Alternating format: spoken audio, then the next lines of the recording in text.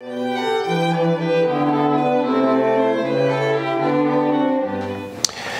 el día de ayer veíamos cómo nuestro Señor Jesucristo enseñó a los primeros discípulos a interpretar toda la Biblia teniéndolo a Él como el punto focal. Cristo es el centro de las Escrituras. Él es el personaje principal de la Biblia. Sin embargo, a la hora de interpretar la Biblia con los ojos puestos en Jesús, tenemos que tener cuidado para no terminar espiritualizando los textos bíblicos de manera que podamos ver a Cristo en cada uno de ellos. La Biblia se interpreta con la misma Biblia.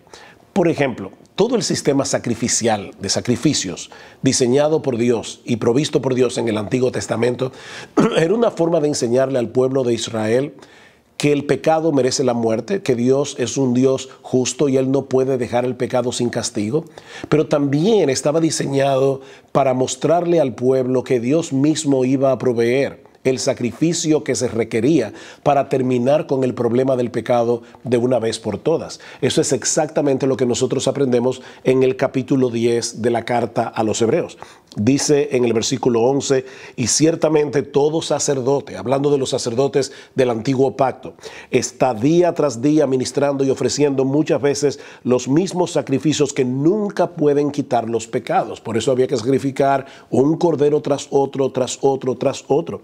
Pero Cristo, habiendo ofrecido una vez para siempre un solo sacrificio por los pecados, se ha sentado a la diestra de Dios, de ahí en adelante esperando hasta que sus enemigos sean puestos por estrado de sus pies.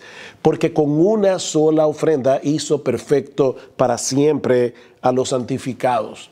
Un solo sacrificio, el sacrificio del Hijo de Dios, o como Juan le llamó, Juan el Bautista, es aquel Cordero de Dios que quita el pecado del mundo. Ese solo sacrificio fue suficiente para proveer perdón, salvación, reconciliación con Dios a todos aquellos que se acogen a esa obra de misericordia, a esa obra de salvación que Dios proveyó por medio de la fe. Así que aquí aprendemos dos cosas. Por un lado, lo que significaban esos sacrificios del Antiguo Testamento.